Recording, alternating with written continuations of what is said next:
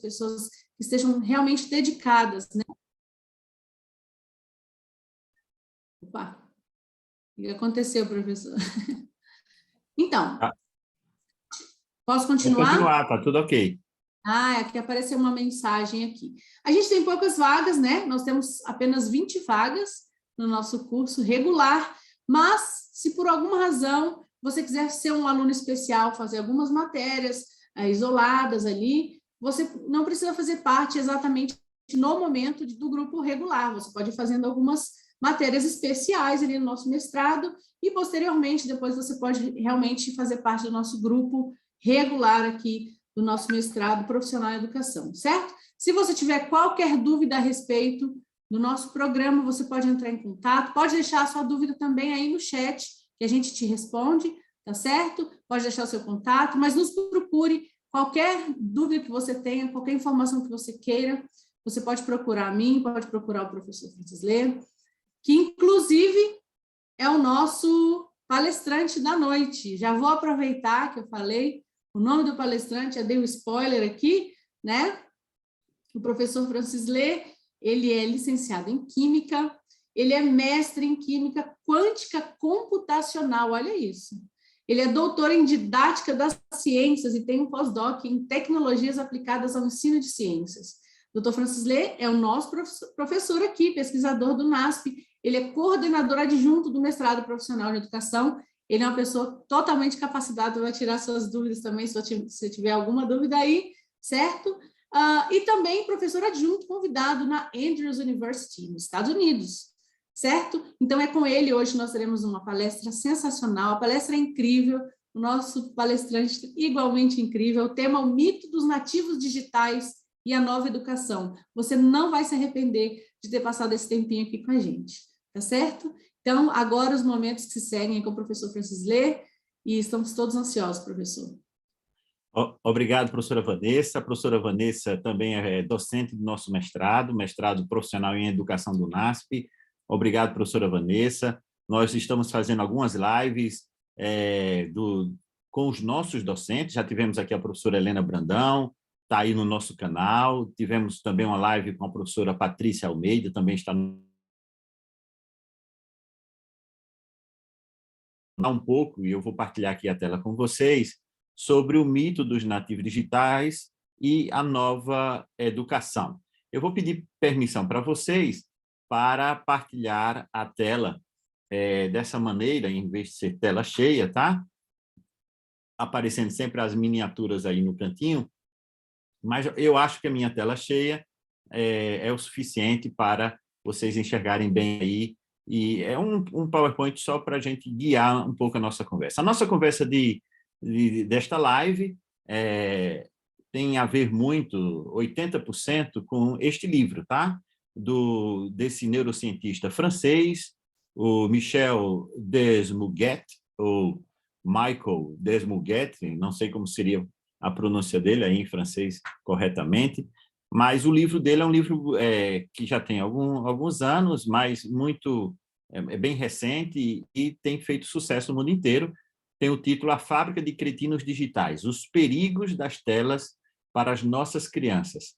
Porque, pela primeira vez, filhos têm QI inferior ao dos pais, né? É o balãozinho que aparece aqui no cantinho na capa deste livro. Então, muito do que nós vamos discutir aqui e apresentar tem a ver, então, com o primeiro capítulo, né? O livro é dividido em 3 partes, com a primeira parte desse livro, estimulando a você que gosta de tecnologia. Eu tenho um trabalho com tecnologia há algum tempo, integração das tecnologias na educação, e esse é um livro que é um livro de reflexão, né? De construção de um pensamento crítico. É isso que nós gostaríamos de fazer com vocês hoje. Você que está aqui assistindo ao vivo esta live, e você também que está vendo gravado, né? Muitos de vocês não estão tendo oportunidades, alguns colegas estão dando aula à noite e etc., vão ver isso posteriormente na gravação e podem enviar, então, suas perguntas, interagir, não é? Pode deixar aí suas perguntas também. Ele começa o livro falando sobre o consumo digital. Naturalmente, é muito fácil a gente classificar o consumo do digital, né? Nós vivemos uma sociedade, principalmente a sociedade ocidental, mais desenvolvida ou em desenvolvimento, onde o consumo digital faz parte do nosso dia a dia, através desse aparelhinho que sempre está aqui à altura da nossa mão, que é o smartphone, né? O consumo digital poderia ser classificado em 2 tipos, né? O recreativo e o produtivo. E aí, no consumo do digital, em diversos suportes, né? Desde o computador, do tablet, do smartphone, da TV e etc. Mas, quando a gente pensa no uso recreativo, estamos pensando principalmente nas séries dos streams, né? Netflix da vida, rede social, Facebook, Instagram, nos videogames, né? E quando pensamos no consumo digital produtivo, estamos falando da escrita de texto, uso do Word, do Excel, né? De aulas online, de projetos partilhados online, e etc, etc. Hoje tem tantas ferramentas produtivas, né? Então, já no início do livro, ele fala que o consumo recreativo do digital é astronômico nas nossas crianças e nos nossos jovens. Por exemplo, a partir dos 2 anos de idade, as crianças acumulam 50 minutos de tela por dia. Não nesta parte, mas na segunda parte ele aprofunda, mostrando que esses 50 minutos, 50 minutinhos, né, ele até diz assim, que parece pouco, na realidade é um valor astronômico para uma criança com essas idades, não é? Porque parte do dia dessa criança, né, quem é pai e mãe sabe, é dormindo, e esse pequeno tempo que ele está acordado, 50 minutos significa muito, né? Entre os 2 aos 8 anos, esse tempo já passa de 2 horas e 40 minutos e por dia, e entre 13 a 18 anos, para 7 horas e 17 minutos por dia, em média, de acordo com algumas pesquisas, né? Já vou falar como é que ele recolheu várias pesquisas, embora esse livro tenha uma linguagem muito coloquial, né, para os pais, pessoas não especialistas, né, não cientistas, poderem ler este livro, mas ele é tudo muito baseado em pesquisa científica, tá? Então, tem um lastro por trás muito forte. E ele diz assim, o que é que significa isso, né? Esses tempos? Significa mais de 1.000 horas para um aluno da pré-escola, ou seja, 1,4 mês no ano, ou seja, quase 1 mês e meio por ano é usado com consumo recreativo no digital. E 1.700 horas para um estudante do ensino médio. Isso significa 2 meses e meio quase, né? E 2.650 horas para alunos do ensino médio, quase 4 meses por ano em consumo recreativo do digital, né? Ou seja, nas redes sociais, nos jogos digitais e etc. Então, é um valor verdadeiramente astronômico, né? Isso significa que, por exemplo, só nos 18 primeiros anos de vida, um jovem desse que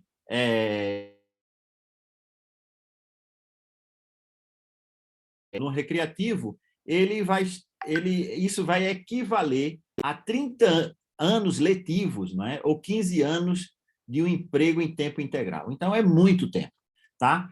Veja, ele começa já dizendo no livro que o consumo recreativo do digital é astronômico e existe pesquisa mostrando, desde o início dos anos 2000 até agora, que esse consumo é crescente, ou seja,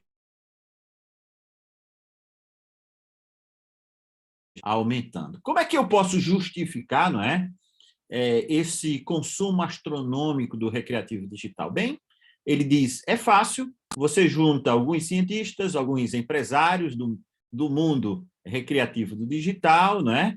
Pessoas inescrupulosas e etc., com visão tendenciosa, e diz, não, nós estamos vivendo, desde o advento dos computadores, da internet, estamos vendo aí uma geração inteira que são nativos digitais. Né? E existem muitas pesquisas e muitos autores que repetem quase que sem reflexão essa toada, né? Essa mística do nativo digital, que ele é rápido, que ele tem uma multiplicidade de raciocínio, né? Simultâneo, ele consegue fazer o chamado multitasking, né? Multitarefas, ele sabe sintetizar um fluxo imenso de informação, trabalha de forma colaborativa, e essa evolução, né, essas evoluções possibilitam extraordinariamente no percurso escolar motivação, criatividade, não é? Um monte de coisas. Então, é pintado um quadro, um indivíduo chamado nativo digital, que tem essas múltiplas capacidades, né? Que tem essas condições. Por outro lado, existe também estudos, não é? Cada vez mais evidentes, mostrando o lado negativo desses nativos digitais, não é? Todas as dimensões estariam sendo afetadas do consumo digital, principalmente consumo digital recreativo, e os efeitos colaterais disso são obesidade, tá? Problemas cardiovasculares, problemas emocionais, como ansiedade, agressividade, problemas cognitivos, com a linguagem, com o poder de concentração desses jovens, e tudo isso tem afetado também esses nativos digitais. Então, por um lado, as coisas extraordinárias que esses nativos digitais podem fazer, porque eles nasceram com os computadores. Por outro, tem pesquisas que mostram os problemas, né, o que há de pior com tudo isso. Tá? E essa tensão tem que ser vista nos últimos anos em vários momentos. Né? Eu me lembro que há uns 8 anos atrás foi notícia no mundo inteiro que os pais gurus do Vale do Silício, né? Lá nos Estados Unidos, os homens das tecnologias, os grandes líderes, empresários e tecnólogos e homens das tecnologias mais avançados ali no Vale do Silício estavam colocando seus filhos que tinham zero de tela. Quando nós falamos tela, é zero computador, zero tablet. Enquanto o mundo, no início dos anos 2000, meados dos anos 2000, estava falando acesso. Então, nós vimos ali grandes gurus do Vale do Silício tirando seus filhos na escola, numa escola sem digital, sem computadores, sem tablets, sem celulares. Certamente, esses filhos de grandes homens do Vale do Silício, eles tinham computadores e têm, né, em casa, dando acesso ao digital para esses alunos. Tá? Mas surgiu no mundo inteiro também, nesses últimos 10, 15 anos, já prevendo a questão do digital, como Taiwan, como a China, que chegam mesmo a penalizar os pais que deixam seus filhos muitas horas na frente se forem denunciados, foram muitas horas na frente do digital, né, de telas digitais. Estamos falando de forma genérica, vocês entendem que estamos falando qualquer tipo de tela, desde o smartphone ao tablet ao computador. Tá? A moral da história é a seguinte: deem tela aos seus filhos e os fabricantes de telas continuarão dando livros aos deles. Né? Então, nessa tensão, não é, de criar um filho sem tecnologia, sem acesso às telas, à internet, às redes sociais, aos videojogos, e etc. E aqueles que... quem está certo nessa história toda? Tá? Então, uma das coisas que nós vamos discutir é justamente isso, essa tensão de um lado e do outro, e quais são os prós e os contras. Um aviso importante. Tá? Primeiro aviso, eu vou lembrar para vocês que essa discussão entre o excesso de tela, com tela e sem tela, também existiu no mundo da ciência, no mundo do jornalismo, tabaco, de remédios, de alimentação, de mudanças climáticas, de amianto, chuva ácida. Então, não seria diferente no setor recreativo digital, tá? Essa tensão entre cientistas complacentes, lobistas zelosos e mercadores profissionais da dúvida e as pessoas que andam verdadeiramente querendo saber o que é que está acontecendo com esse e quais são os prejuízos. Só lembrando que, por exemplo, a indústria dos games, isso é um dado muito importante, não é? Que todos os educadores, professores, né? Você que está pensando em fazer um mestrado aqui conosco, no mestrado profissional em educação, deve saber. Os games, né? A indústria de games é uma indústria que representa 300 bilhões de dólares por ano, é mais do que a indústria da música, que é 110 bilhões por ano, somado com a indústria da TV do mundo, estamos falando de 122 bilhões por ano, e da indústria do cinema, 40 bilhões por ano. Veja, quando a gente compara Hollywood, né, a indústria do cinema como um todo, com dos videojogos, os videojogos é uma quantidade, assim como se a gente voltasse para a década de 60, 70, 80, né? Como existia interesse, por exemplo, eu na minha juventude ainda vi na televisão muitos comerciais do cigarro, né? Marlboro, né? Como uma coisa charmosa, indicada, até que finalmente a sociedade conseguiu banir o tabaco, né? A propaganda do tabaco para a esse patamar em relação aos videojogos? Bem, não sei. É bom que a gente possa compreender que o que nós estamos fazendo aqui não é um negacionismo da ciência, tá? Quando a gente pensa em publicação científica, toda publicação científica você pode questionar, fazer um questionamento crítico dos resultados dessas publicações.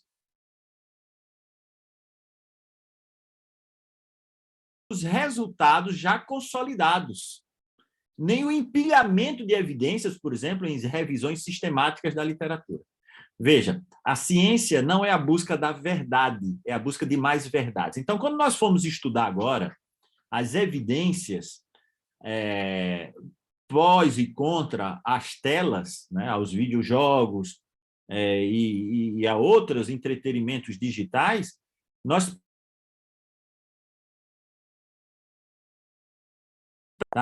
olhar os resultados de uma publicação de forma crítica não é negacionismo. Negacionismo é negar os resultados consolidados da ciência, óbvios que estão já consolidados. Isso sim é negacionismo. Feito esse aviso importante, eu preciso fazer um outro aviso também aqui para a nossa discussão, tá?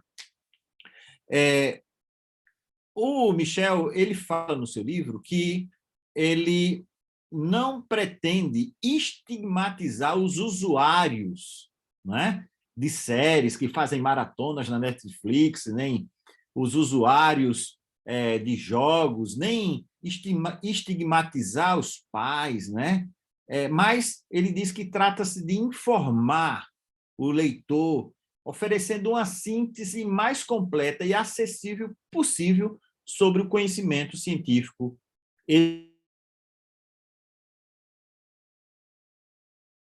existente, através de uma visão crítica, de um questionamento crítico sobre os resultados, tá? Claro, sem alarmar as pessoas, criando pânicos morais inúteis acerca das telas digitais. Veja, quem está falando isso, eu que estou dando essa palestra, é uma pessoa que pesquisa sobre integração das tecnologias na educação há mais de 15 anos. Então, não é propriamente um pregador das tecnologias, mas pessoas que gostam da tecnologia. E é por gostar da tecnologia que a gente precisa compreender qual é o seu papel, quais são as suas potencialidades, quais são as suas limitações, tá? Muitas vezes é a dose que qualifica o veneno ou o remédio, como se diz, né?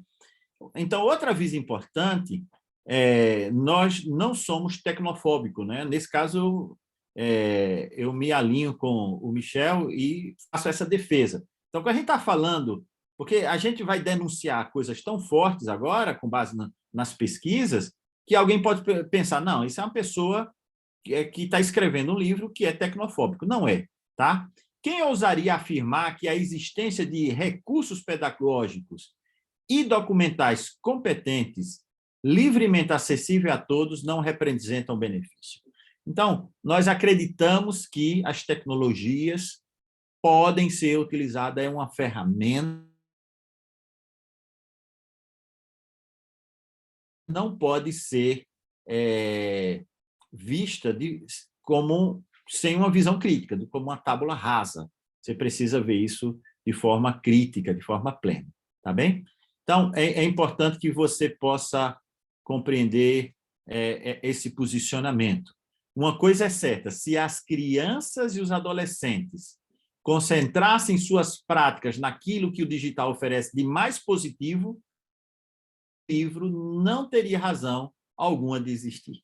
Essa é a última frase que ele faz num dos primeiros capítulos do livro, tá bem? Então, é disso que nós estamos falando, é um livro para alertar, e o meu discurso também aqui vai ao encontro, tá? do Michel, para a gente refletir sobre o que é que podemos tirar de bom e quais são os alertas, né? Para evitarmos as coisas ruins que as tecnologias podem trazer. Bem, entramos, então, no livro do Michel sobre o conceito de nativo digital, ou de nativos digitais, né? Ele fala que é a construção de um mito, né? Um bom mentiroso começa fazendo com que a sua mentira pareça uma verdade e acaba fazendo com que a verdade pareça uma mentira, né? O nativo digital é um mito e ele dá 3 argumentos, tá? Nesse capítulo, que é repetido nos artigos, nos outros livros, e até por gente pesquisadoras idôneas, mas que ainda talvez não tenham parado para perceber toda esta construção. Primeira construção dessa mentira, ela é repetida sistematicamente e soa plausível. Essa é a estratégia, né? Quando se repete com suficiente frequência que as novas gerações têm, em função do seu domínio fenomenal das ferramentas digitais, um cérebro e modos de aprendizagem diferentes, as pessoas acabam acreditando. Então, não, as novas gerações, eles têm um domínio, já pega o celular, olha, meu filho de 8 anos quantas vezes eu já vi isso, né? Vozinhas dizem assim, olha, meu celular travou, eu dou para o meu netinho de 8 anos e ele resolve tudo para mim. Diferente aprendizado. Então, esse é o primeiro argumento que se usa, né? Para o exército de missionários da catequese digital, 3 traços marcantes caracterizam essa nova geração. O zapping, a impaciência e o coletivo, né? Eles esperam um feedback, né, imediato. Eles são rápidos, e mesmo os rapidíssimos, eles trabalham em equipe. Os nativos digitais, eles usam a cultura digital de forma transversal, intuitiva e mesmo instintiva, né? Já nascem com os computadores, os tablets, os celulares na mão, com a internet, tá?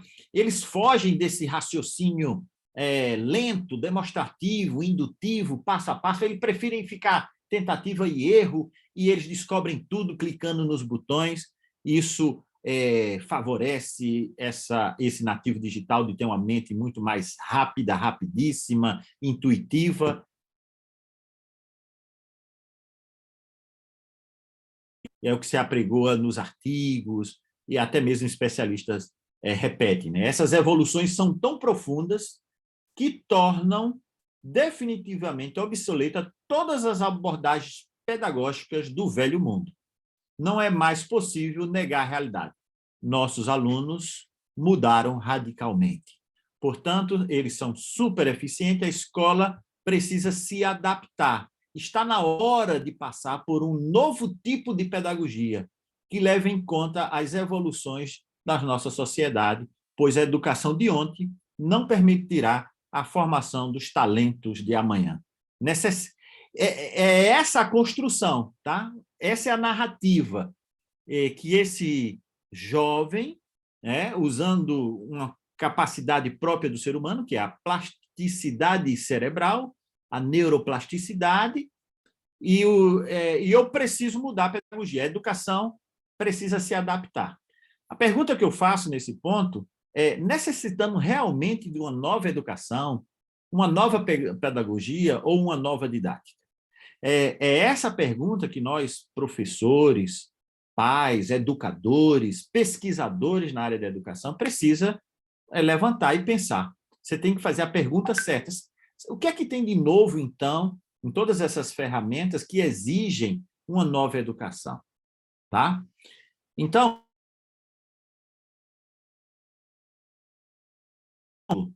desse nativo digital ser uma geração diferente está baseado nesses 3 pilares, né? Existem pequenas variações, mas esses são absolutamente os 3 argumentos principais que você encontra nos artigos de divulgação, nas revistas, na internet, que é o primeiro: as telas digitais e a tecnologia estão por todo lado, então nós estamos criando uma nova geração de seres humanos absolutamente diferentes dos anteriores, tá? Esse é o primeiro argumento. Depois que eu mostro isso, né, a sociedade está imbuída de tecnologias e os seres humanos, os alunos, os nossos filhos são diferentes, aí eu venho com o próximo argumento, que é: os membros dessa geração são especialistas no manejo e na compreensão das ferramentas digitais. Por isso são nativos, né? Nativos têm aquela noção de que lista, né, no manejo, na compreensão das ferramentas digitais. É a segunda, eu vou dizer, falácia. Depois a gente vai desmontar cada uma delas, tá? Já a seguir. Para preservar alguma eficácia e credibilidade, o sistema escolar deve, então, imperativamente se adaptar a essa revolução. Então, a construção dessa logorreia, né, ou verborreia, nessa conclusão final, que a escola, né, a educação, precisa de um novo sistema para se adaptar com essa revolução. Ele fecha esses 3 argumentos, e isso aí de algumas páginas que nós estamos aqui resumindo.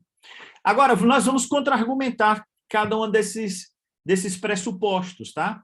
O primeiro argumento que ele usa no livro é que esses 3 elementos aqui falta provas convincentes.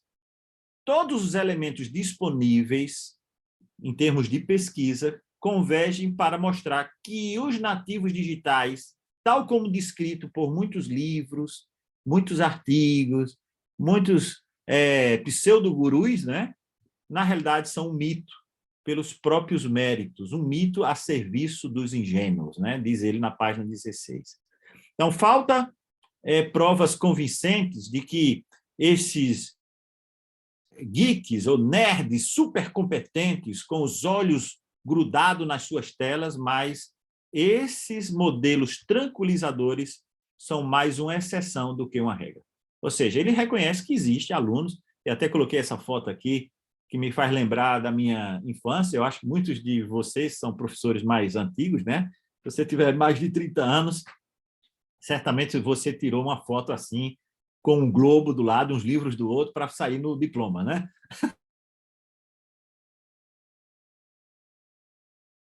Assim, igual a essa. Mas eu tive, né? Eu tive o privilégio de ter uma foto dessa na minha época de aluno. Existe esse nerd super competente nas tecnologias, com baixa idade, existe, mas eles são mais uma exceção que confirma a regra. E o primeiro argumento que é usado no livro para desmontar o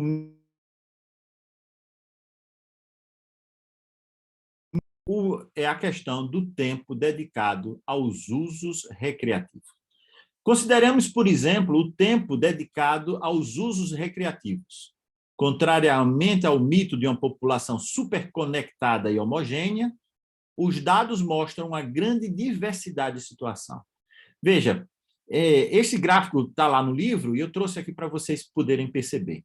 Em cima, nós temos aqui os pré-adolescentes, de 8 a 12 anos, e depois os adolescentes de 13 a 18 anos. Vamos olhar primeiro aqui os pré-adolescentes. Tá? Qual é o uso recreativo que você faz em horas por dia? 8% só dos adolescentes da pesquisa mostram que nunca utilizado.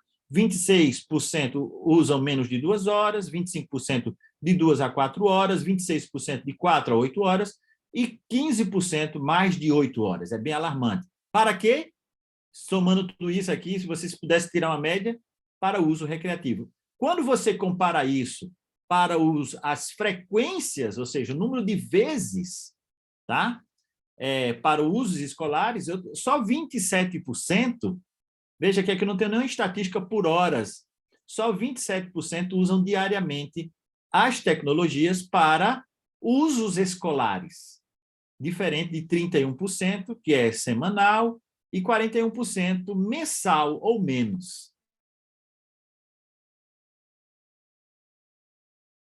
Vai para os adolescentes, que é de 13 a 18 anos, esses números ficam ainda maiores, não é? O número de horas utilizadas para o uso recreativo do digital.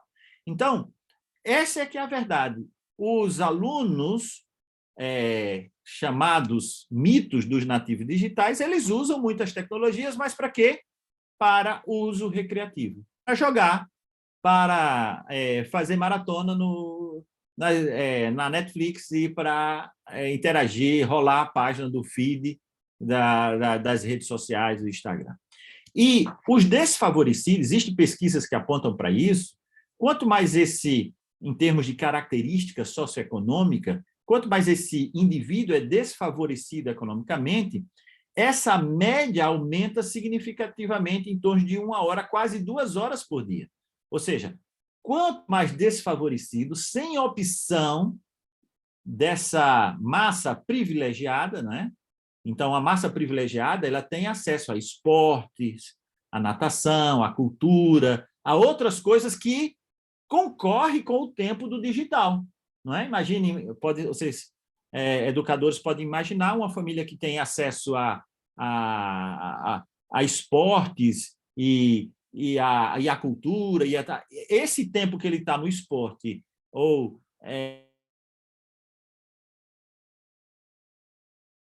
classe desfavorecida não tem, a classe desfavorecida vai gastar no digital para o uso recreativo, tá bem? Então, esse é o primeiro fator quando a gente vai olhar para as pesquisas. Então, esse nativo digital, ele usa as tecnologias, mas para o uso recreativo. Nós sabemos que nós ficamos muito bons naquilo que gastamos tempo, tá? Outro argumento no seu livro é que as pesquisas mostram que, na realidade, esse pseudo-nativo digital, que é um mito, no mito do nativo digital, ele demonstra, na verdade, uma inaptidão técnica surpreendente. O problema é tão marcante que um relatório recente da Comissão Europeia mencionava a baixa competência digital. Na verdade, esse relatório é de 2014, né? Você pode questionar no mundo da tecnologia de não ser tão recente.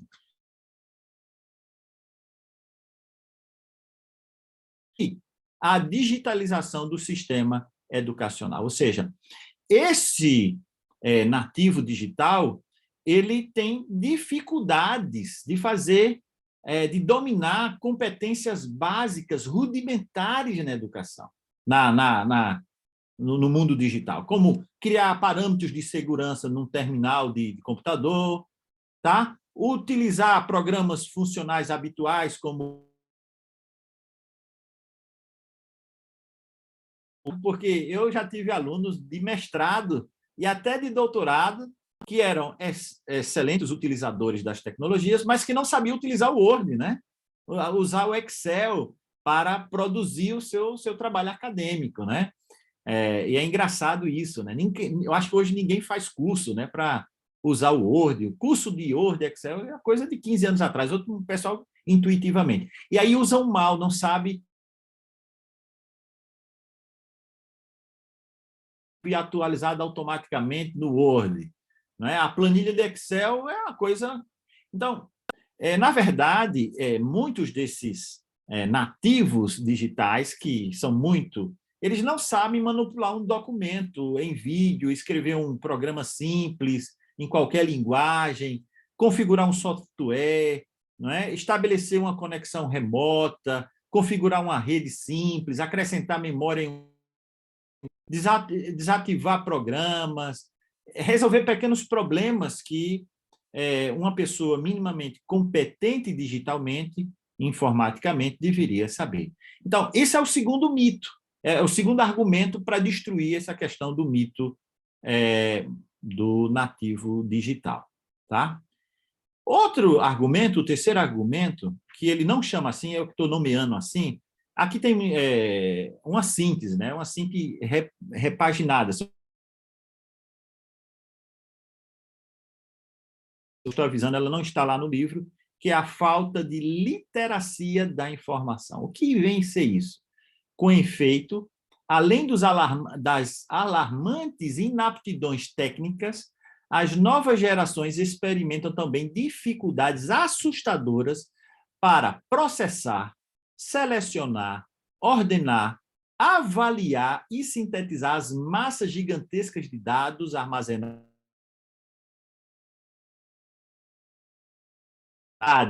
de avaliar uma informação da internet, tem que ter a construção de pensamento crítico. Para isso, esse jovem que não tem o que a gente chama de literacia da informação, a literatura chama assim, né? Information literacy, né? Se vocês colocarem esses termos nas buscas de artigos científicos, vocês vão encontrar que é uma competência que precisa ser desenvolvida nos jovens atualmente. Eles, segundo autores de um estudo voltado para essa problemática, achar que os membros da Google Generation são expert na arte de busca digital de informação é um perigoso engano, é um mito perigoso. Ou seja, esses jovens, eles não estão despertos de forma clara, lúcida, a buscar informação credível, distinguir de informação falsa. Aí eu tenho uma geração inteira de nativos digitais, ultra expert, na realidade, uma grande massa de manobra para as fake news, porque eles não têm pensamento crítico construído. No final das contas, essa incompetência se exprime como uma espantosa e desalentadora consistência. Para os autores do estudo, o problema é tão profundo que chega às raias de uma ameaça à democracia. E não é fácil deduzir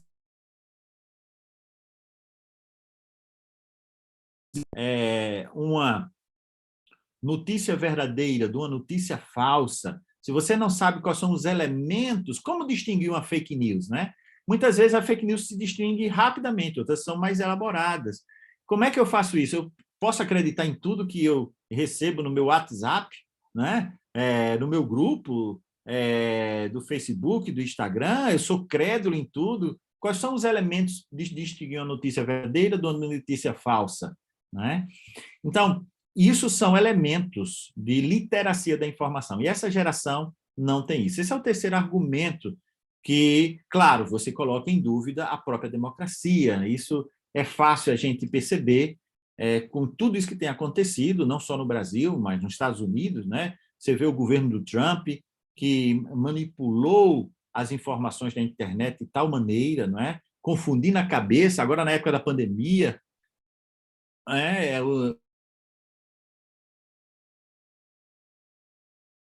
e eram misturadas, daqui a pouco estavam cientistas, médicos degladiando sobre assuntos e as pessoas não tinham como literacia da informação para ir buscar informação credível e tomar uma posição séria. Estamos na época dos gurus, né? dos influencers digitais que influenciam esses nativos digitais. Ficamos bons naquilo que dedicamos tempos. É isso que realmente acontece. Apesar das novas acessibilidades e promessas de dispositivos digitais, a jovem geração dedica pouquíssimo tempo a criar o próprio conteúdo, não é? Criar o próprio conteúdo tem a ver com altas capacidades, nível cognitivo elevado, né? A utilização de telas de mídias continuam sendo dominada por jovens assistindo a TV e vídeo, jogando videogames e usando as redes sociais. O uso de dispositivos digitais para ler, escrever, conversar à distância ou criar conteúdo seguem sendo irrisório. Essa que é a verdade, entende? Então, é muito mais entusiasmante jogar em grupo do que escrever um texto em grupo no Google Docs, não é? Trabalho compartilhado, escrita colaborativa no Google Docs. Claro, devem conhecer, em grupo, é muito mais entusiasmante tudo isso. E a verdade é essa, nós ficamos bons naquilo que dedicamos tempo. Então, esse nativo digital ele está ficando cada vez melhor com o tempo que eles usam. Por exemplo, um pré-adolescente, ele gasta, em média, né, as pesquisas apontam para isso, 13 vezes mais as telas, do ponto de vista geral, para o uso recreativo do que para os deveres escolares. E os adolescentes, 7,5 vezes mais, né? Quando a pessoa vai chegando na adolescência, a parte escolar vai ficando mais forte. Veja, a disparidade é muito grande, não é? E aí você pode argumentar o seguinte: se eles estão usando tanto tempo na recreação disso, alguma coisa deve ficar. E o que fica é bom ou é mal? Bem, para responder essa pergunta, nós precisamos compreender a diferença entre utilizar os computadores e software do que conceber os computadores e software. Há mais de 15 anos, que eu sou da área didática das ciências, né, como disse a professora Vanessa no início, que nós temos um fenômeno internacional da diminuição do jovem, da vontade dos jovens pelas ciências e tecnologias, ou seja, cada vez das profissões que envolvam ciência e tecnologia. Cada vez mais os jovens têm fugido da matemática. Por quê?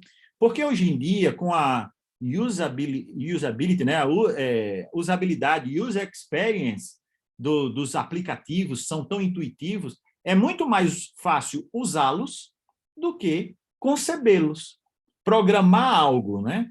Embora existam movimentos no mundo inteiro, né, que queira colocar a programação, a lógica, já desde os primeiros anos,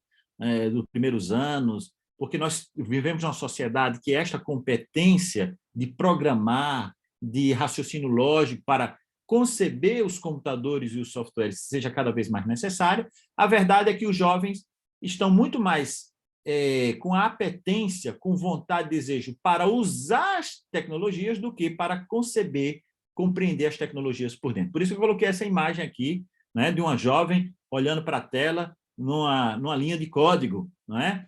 Essa tela, olhem bem para essa tela, né? Não é tão atrativa como um ambiente de jogo, né? 3D, com movimentação. Aqui ele precisa de usar outras competências e outro nível de concentração, tá? Então, é necessário que a gente compreenda isso. Esse jovem está gastando mais tempo, mas em quê? Existe essa diferença. Como acreditar por um só segundo que tais práticas, ou seja, as práticas de uso do Facebook, digitais, etc., são suscetíveis de transformar quem quer que seja num maestro da informática ou gênio da criptografia.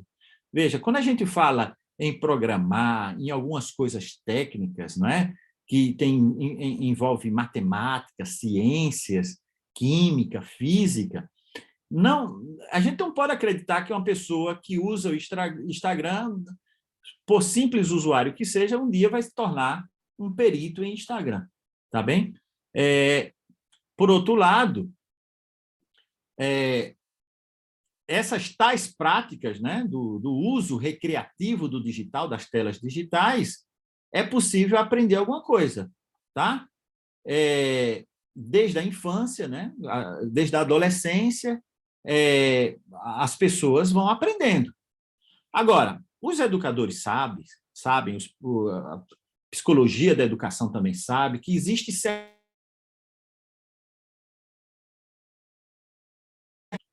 nós poderíamos dar prioridades a certas aprendizagens, porque depois, se eu deixo para depois, elas podem ser aprendidas, mas com muito mais custos, e algumas deixam mesmo de ser possível, no ponto de vista útil, hábil, de ser aprendidas. Então, quando eu tenho na infância, na adolescência, jovens que usam as tecnologias para entretenimento, para recreação,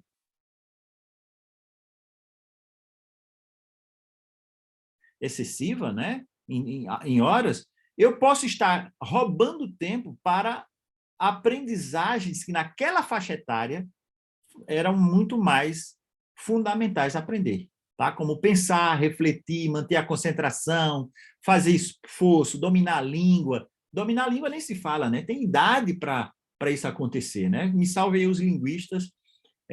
Então, hierarquizar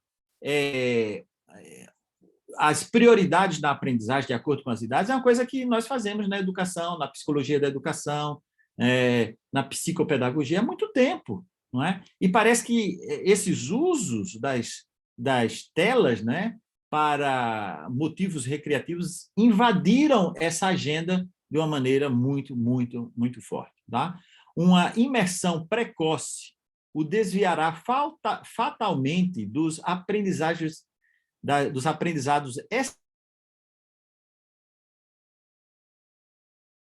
de desenvolvimento cerebral, neurociência aplicada à educação, se tornarão mais difíceis de avançar. Então, a pergunta que nós temos que fazer nessa altura é: quais as prioridades na aprendizagem daquela criança naquela idade? E o que é mais importante ela aprender ali? Olha, só é perguntar aos especialistas, eles vão lhe dizer. E muitos deles não usar o dedinho para fazer o play no vídeo.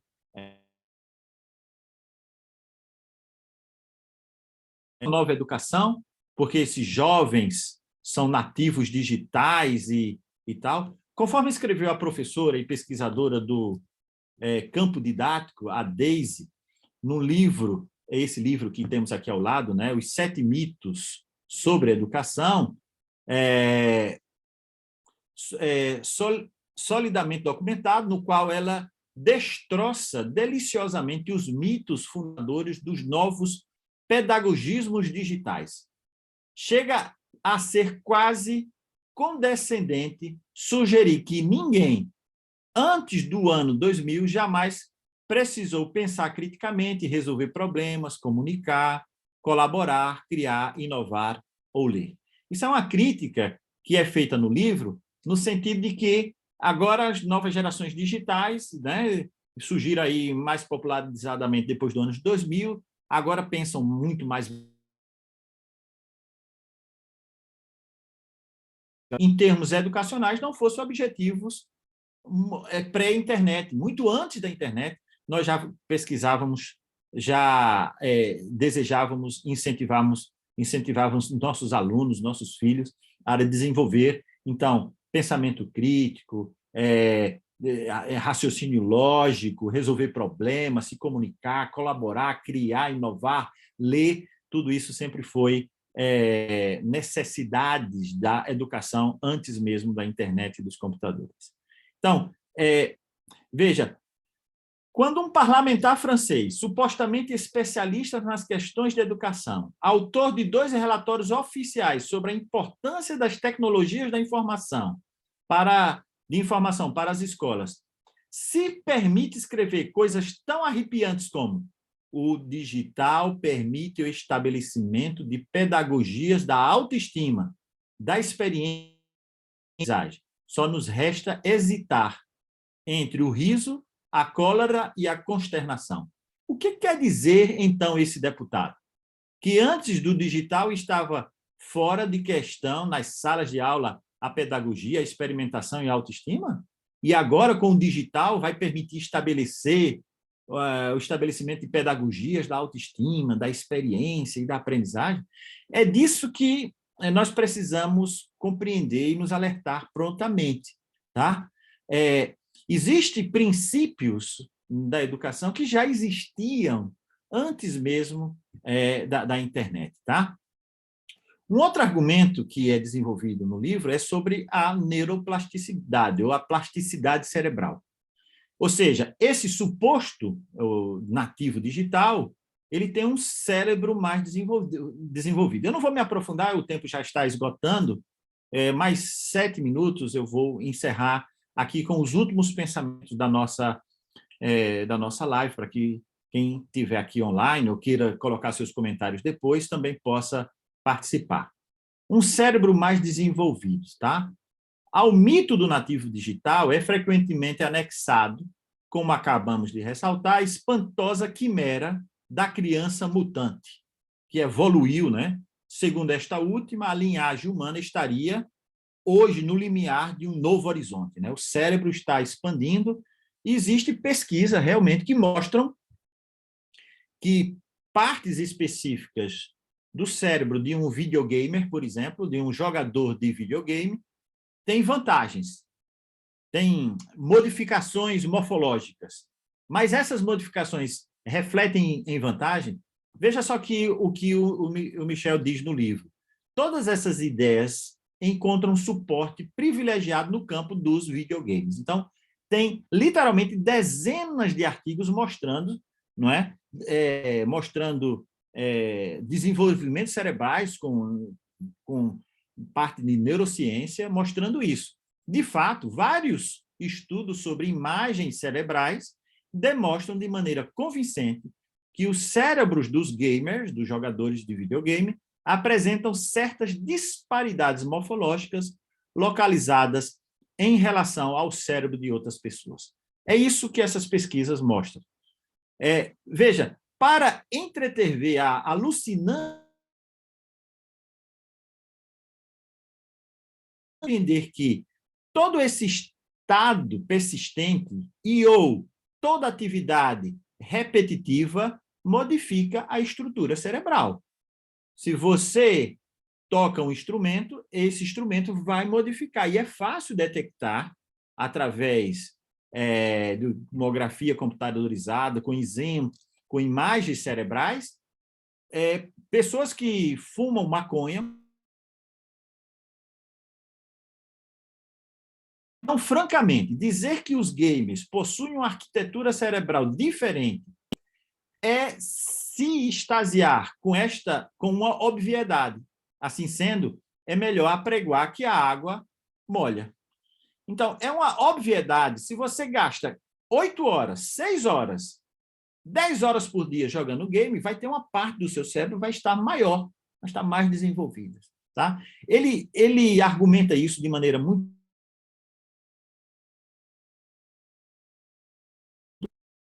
trabalhos sérios que mostram essas diferenças. Mas essas diferenças também são obtidas em outras atividades benéficas e maléficas, porque isso muda, através da plasticidade cerebral, muda a estrutura cerebral e também algo como jogar videogame feito de forma tão intensa vai fazer essa modificação. A ideia não é apenas absurda, mas também contrária às pesquisas mais recentes que mostram que não há praticamente nenhuma transferência a partir dos videogames para a vida real. E aí ele entra aqui, tem umas 4, 5 páginas mostrando, por exemplo, artigos que mostram as vantagens da destreza olho-mão, né? Uma pessoa que joga videogame tem uma destreza olho-mão muito maior e etc. Bem, vamos agora, para a gente encerrar esse pensamento, vamos admitir que jogar muito ela desenvolva coisas boas, tá bem?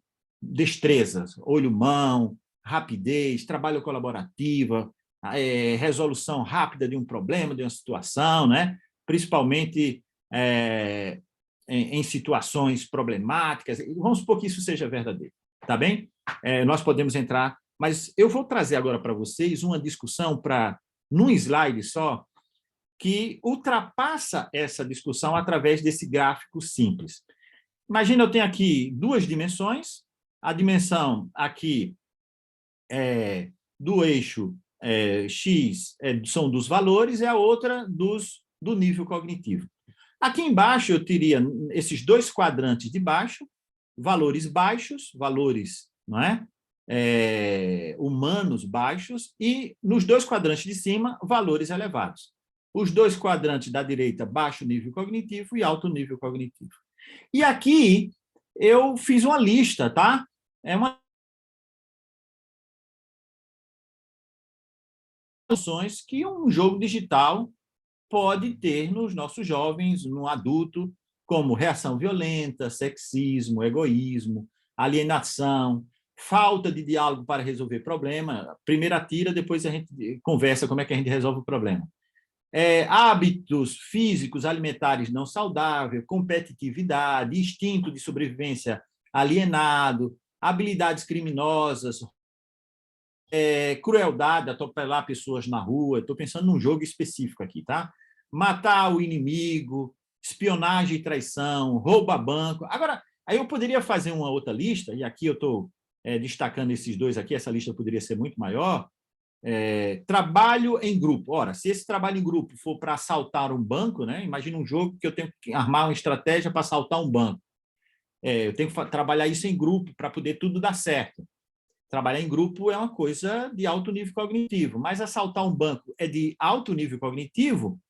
Não. É de alto valor? Não. É de baixo valor moral, ético, né? Destreza, olho-mão, é uma coisa positiva? Vamos perceber que isso é uma coisa de baixo nível cognitivo, mas de valores elevados, ou pelo menos neutros.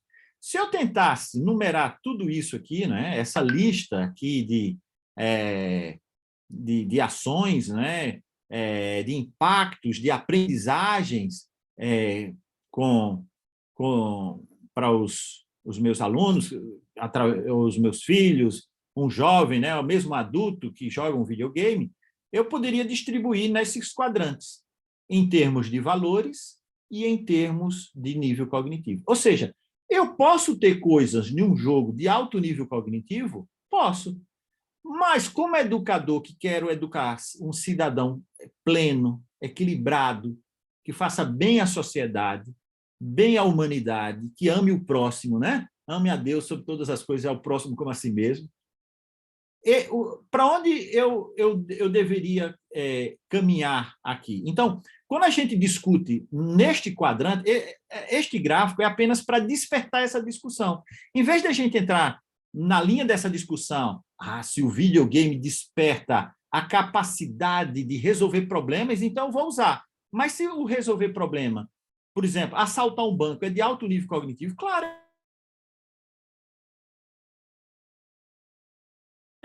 vencer todos os alarmes, todos os guardas, a complexidade para assaltar um banco. Alto nível cognitivo. Mas quais são os valores disso? Os valores são baixos. Então, eu não quero, eu posso desenvolver esse trabalho em equipe, trabalho colaborativo, com outros sem ter os malefícios de despertar os baixos valores. É a mesma coisa da indústria do tabaco, do vinho.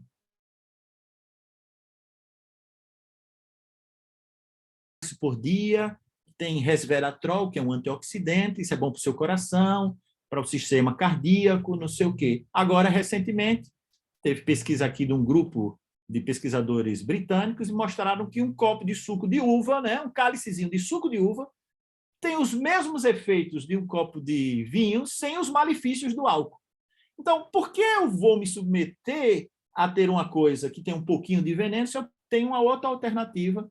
Então, como educadores, eu preciso sair dessa roda viva, não é? Eu vou querer os benefícios dos jogos digitais, mesmo que eles existam, embora que o Michael diz que eles não existem, tá? Esteja bem claro, eu estou ainda fazendo uma hipótese benevolente aos defensores dos jogos digitais, por exemplo, dos videogames, né? Tem os videogames educativos, isso é outra conversa que a gente poderia ter em outra live, tá? Mas esse gráfico é para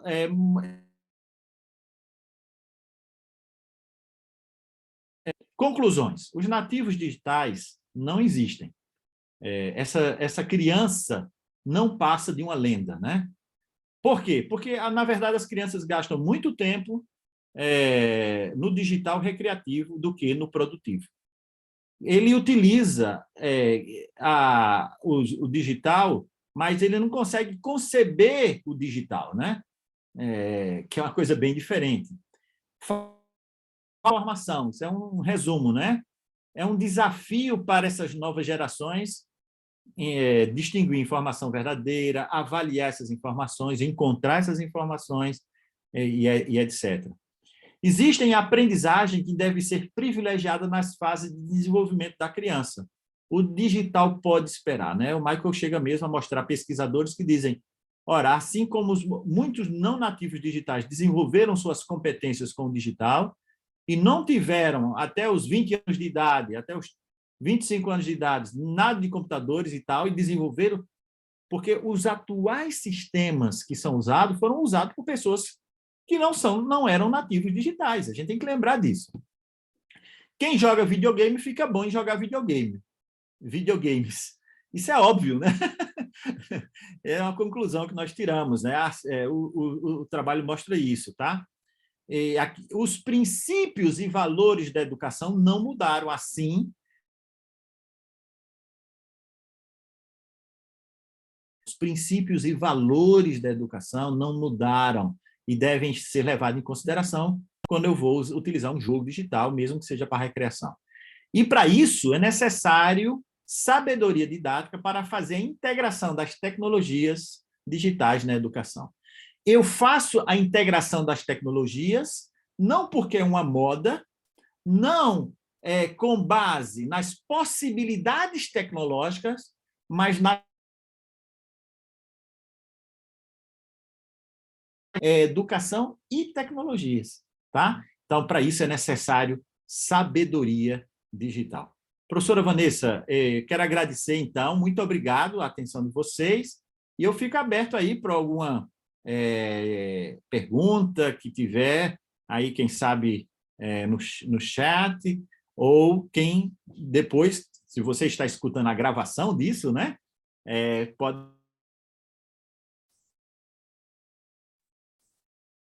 nos comentários as suas inquietações, suas perguntas, seus contributos sobre tudo isso. Professor Francisley, que tema interessante e necessário, né? Não só para educadores. Eu, além de educadora, sou mãe de uma pré-adolescente e, obviamente, é um tema que deixa a gente muito desconcertado. É muito difícil tirar o celular da mão dessas criaturas, né? E uma das minhas preocupações, vendo o senhor falar, eu até anotei ali o que disse um parlamentar francês, né? Ele falou a respeito da autoestima. Imediatamente eu me senti incomodado com aquela fala dele, porque a limitação social que o excesso de tecnologia causa, né, obviamente transforma esses nativos digitais em pessoas inaptas assim na sociedade. Eles não têm vontade, né, e nem desenvolvem habilidades sociais, né? Eu vejo muito assim uma falsa sensação de resolução de conflito. Quando tem algum conflito com crianças ou com adolescentes, eles brigaram, não tem aquele tempo que a gente fazia de sentar, conversar, resolver o conflito, pede desculpa, cada um pega seu celular e vai para lá.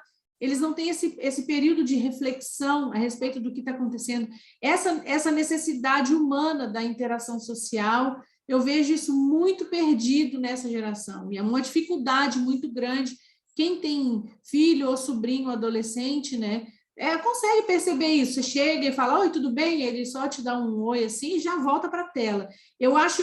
São tantas questões para a gente falar a respeito disso, né?